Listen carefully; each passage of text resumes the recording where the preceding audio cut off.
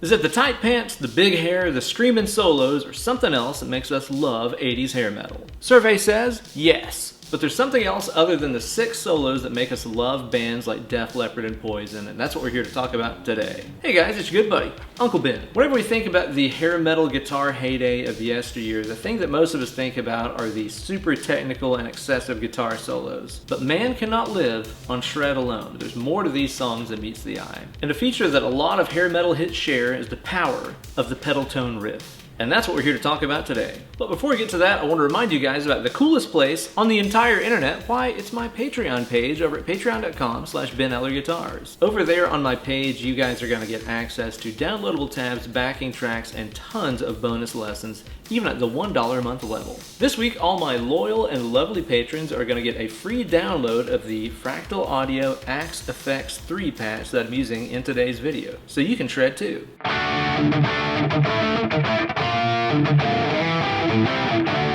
So check out the Patreon page today and start sounding cool. Also, if you're a fellow hair metal connoisseur, I'm gonna recommend that you start following my 80s hair metal tribute band, Skankbanger.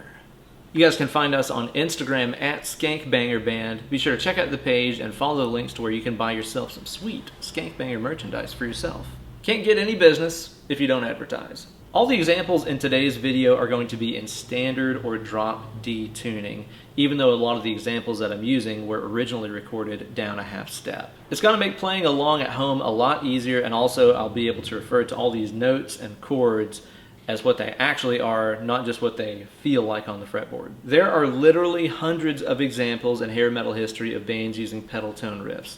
The basic idea here is that you have a central bass note, like let's say E for example, with a whole bunch of different chord triads moving around underneath that same bass note. There's just something about the sound of that pedal tone bass note with different chord triads happening on the top of it that equals instant hair metal magic. In this video, we're going to be breaking down a whole bunch of different pedal tone riffs, but I bet you I forgot your favorite one. So let me know what it is in the comment section below. And like almost every other awesome guitar trend that happened during the hair metal era, you can trace the lineage right back to the godfathers of shred, Randy Rhoads and Eddie Van Halen. Whenever Van Halen 1 came along, it started a guitar revolution, obviously, and the first thing that we heard on there was a picture-perfect pedal tone riff. For this example, I'll be playing the E pedal tone that Michael Anthony was doing on the bass, as well as the chord triads that Eddie was playing on top.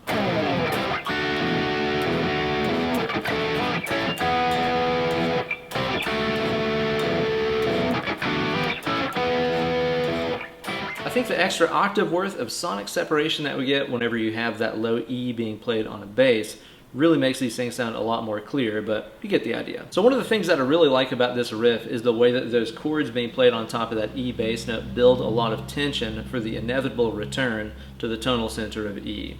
The first thing that Eddie plays in the riff is this C major triad, which is C, E, and G. If you're looking for a good way to visualize where this shape for C major is coming from, just visualize your typical C major bar chord. Cut off the bass note, and there you go. So it kind of makes sense to start this riff off with C because E is a part of a C chord. So essentially for a split second, the first thing that we hear in this riff is a first inversion C chord. That's a C with its third, E, being played in the bass. But then it moves into a slightly more mysterious tonality whenever he moves that triad shape up a whole step to become a D with an E in the bass. The next move that we get takes the D triad and turns it instead into a G. That's G, B, and D. So again, whenever we hear that G triad over an E bass note, are we hearing a G triad with its sixth in the bass? Or are we hearing root, fifth, minor seventh, minor third, kind of an E minor 7 sound? The world may never know. Either way, next what he does is to take that triad shape and move it up a whole step, so it becomes an A chord. A, C sharp, and E. Again, there's another chord where E is already in the chord. And then he resolves a riff by taking that A and turning it into a regular old E triad. And again, if you're looking for a visual cue as to why this is a G, a lot of you guys might think of that as being a G chord. How is this a G, right? Think about your C-shaped bar chord that you can get here for a G major, and just look at it as sort of the interior part of that. So yeah, a whole lot going on there under a simple E bass note. C to D, D to G, A to E. I think that's part of why that riff works though, is because half of it is kind of harmonically satisfying and the other half is pretty tonally ambiguous. So whenever it eventually returns to E, it's all the more satisfying. There are dozens of examples of Van Halen riffs that follow this exact same example, but here's another one I'd be an idiot not to point out.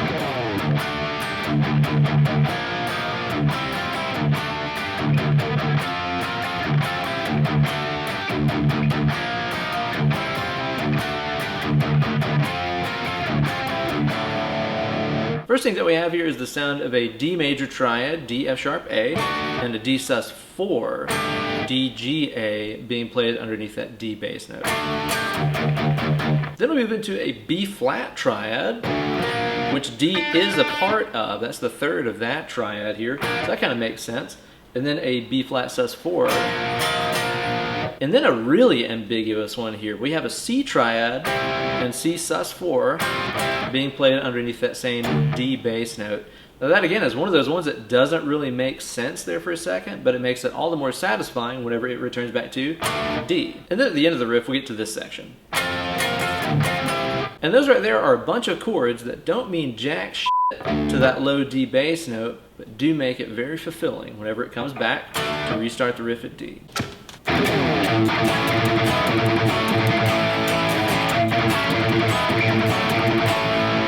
The verse riff in that song is a classic example of a pedal tone riff.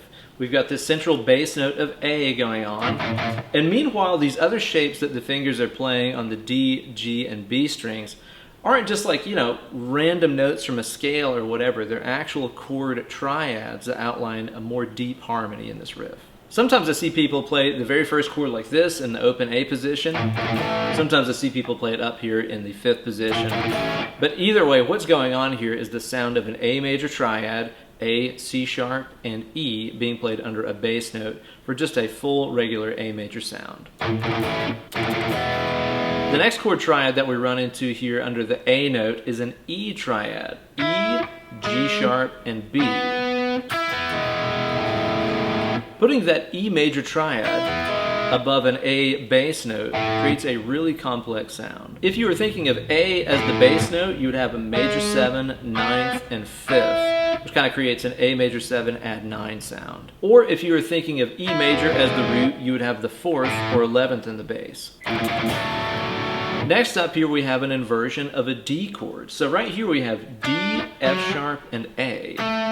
So whenever you play a D chord with an A in the bass, you're essentially playing a second inversion D major triad. That means it's a D major chord with its 5th A in the bass. Then back to good old-fashioned A. There are tons of examples of old-school AC/DC riffs in which the bass is playing one central note while the guitars are changing chords on top of it. But there's just something about the way that the dudes in the 80s did this that really made it a stylistic feature of the genre. So let's keep the pedal tone train a-rolling right here and talk about a tune that was written by the guy who replaced Eddie Van Halen himself whenever David Lee Roth broke off from Van Halen and started his own solo band. Steve f***ing Vai.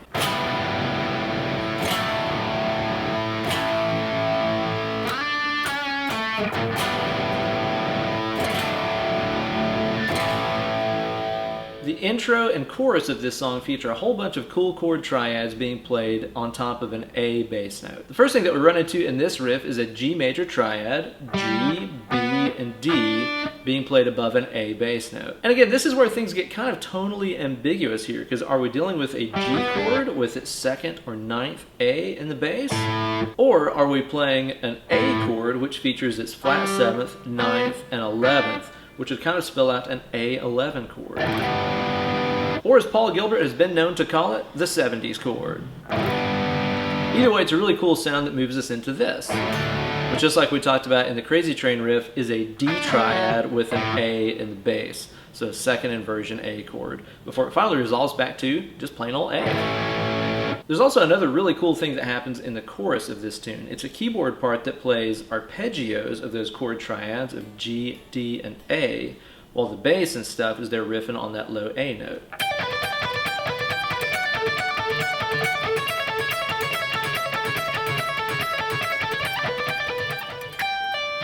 Right there is our G triad, G, B, D, followed by our D triad, D, F sharp, A, and then finally resolving here with the A major triad of A, C sharp, and E.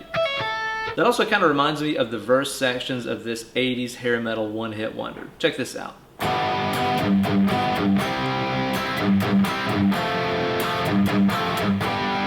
So what's going on right there is we have a G bass note with chord triads being played above it of G, C, and F.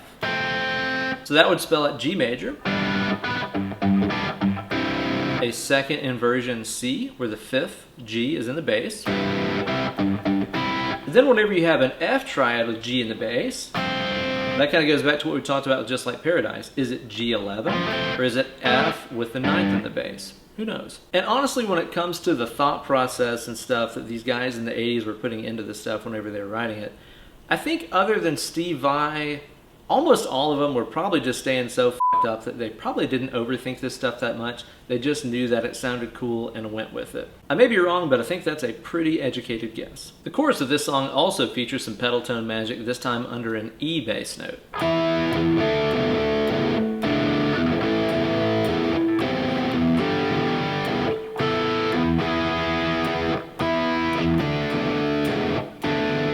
The way that they play it are just basic power chords being played underneath that E bass note, but they all have sort of these implied major tonalities. Underneath that E bass note, we get E and D, D and A, C to G, E sus4, the Van Halen thing, back to E again.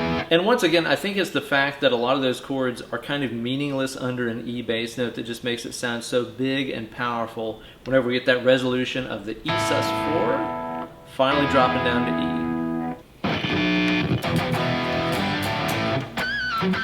E. It may be a little bit of a stretch to think about this next group as being included in the hair metal genre, but the verse riff in this song is such an ideal example of picture-perfect pedal point power. In the original riff, the guitar is playing an E bass note while the keyboards play these intriguing chord triads on top. I'll be doing my best to bullshit it and play both parts at the same time.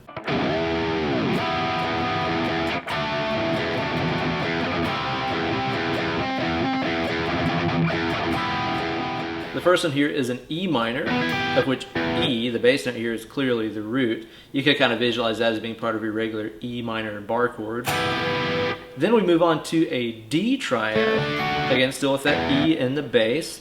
Is D the triad with its ninth in the bass, or is E the root note with its 11th and minor 7th and 9th above it? Who knows? Either way, it's kind of tonally ambiguous, but it waits there for a second until it moves you down to this C major triad, of which E is the third. So we're back to playing a chord which features E in it. I really like the way that this riff tonally flip-flops in between chords where E is important and where E is unimportant. Obviously here for the E minor triad, it's the very important root note. For the D, it's the less important ninth. And then when the chord changes to C, we're back to E being a part of that family again, with E being the third of a C major chord. Root, ninth, third. Next, let's talk about another 80s hair metal classic that features an E pedal tone underneath it in the verse, with some really ambiguous dyads happening on top of it. Check it out.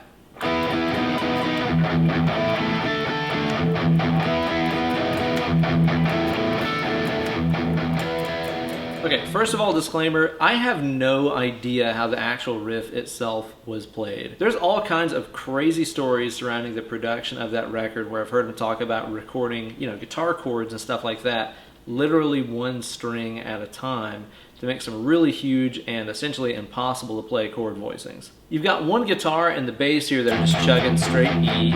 Meanwhile, above it we have some unusual dyads. Dyads are just partial chords. It's not like a full root third and fifth. It's just kind of a little fragment of a chord. So the first one that we run into here is E and its fifth, which is B. So I would think of this as being kind of a partial E major chord happening underneath that E bass note. Then this happens. Now there's a couple different ways you could look at this. You could think of that as being the fifth and major seventh of E, which creates kind of an E major seven, kind of jazzy sound. Or you could also think of that as being the root and third of a B major chord being played with an E in the bass. Really unusual sound, and then it's followed by this. So this right here is an A and its fifth E. I would kind of think of this as being a partial A major chord, just its root and fifth, no third. So again, we have the relevance there because E is a part of an A chord. And then this again goes back to sort of a D major sound. Root, fifth, root, low fifth. So it's just a dyad. There's no third in there to tell you that it's major, but I think it's just kind of implied that it would be if you had that entire triad represented. So it's kind of like you've got E to B, and then A to D represented in that riff. The harmony becomes a lot more clear if you play them as full chords.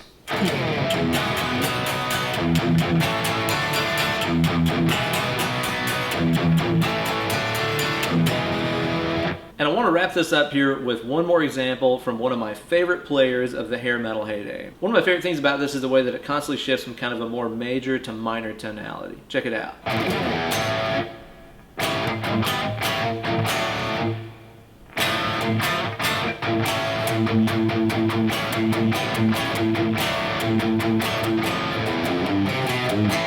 And if you're looking for note-by-note breakdowns of two of this guy's best solos in his entire career, be sure to watch these Weekend Workshop episodes right here on my channel.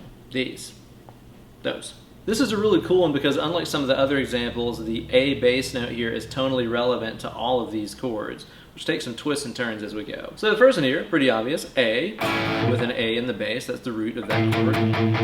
Now this move, you can interpret a couple of different ways. I kind of think of this as going to an A7 kind of tonality, you know? Where you've got the root A, you've got the G note right here, which would be flat 7. If that's root, that's 7, that's flat 7. This right here, the C sharp note, would be the A's major third. So you're kind of playing with this tonality of root, third, flat 7, which kind of spells out an A7 chord. That right there, the B note, would be the A's second or ninth. So you kind of get into sort of an A9 tonality there for a second before it moves to here, which again is our D major triad. Visualize that C-shaped D chord, cut the bass note off, replace the bass note with the fifth of the chord. So this once again is a second inversion D chord. I really like that movement there from the A to the A7 to the D because it just sets it up so nicely. Because you kind of start off with A major, feeling like your kind of tonal home base. Whenever you go to A7, it sets up the next move to D very nicely because A7 would be the 5 chord in the key of D. So it's kind of like you're setting up this inevitable return to a D tonal center just by playing A7.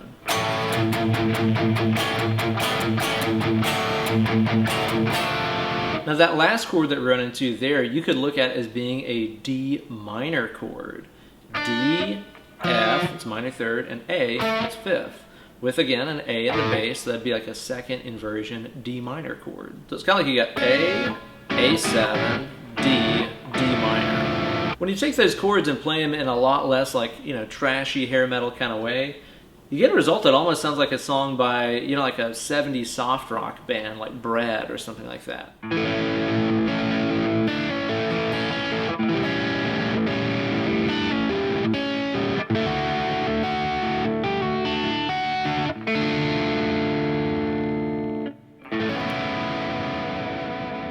And like I said, there's literally hundreds of examples of this same idea being used by other bands like Motley Crue and Dokken and all those other great bands that came out in the 80s. Be sure to let me know what your favorite 80s hair metal pedal point riff is in the comments section below. Thank you guys so much for watching. I hope this gives you all some cool ideas about adding some pedal point magic into your own riffage. Just simply pick your favorite bass note, choose some chord triads that do or don't include it, and get to work. If you like this video and want to help support my channel and say thanks, be sure to check out that Patreon page over at patreon.com/BenEllerGuitars. Well guys, it's been fun as always, but I got to head to the store and stock up on Aquanet. As for you, pick up that guitar and get to work. Less clicking, more riffing.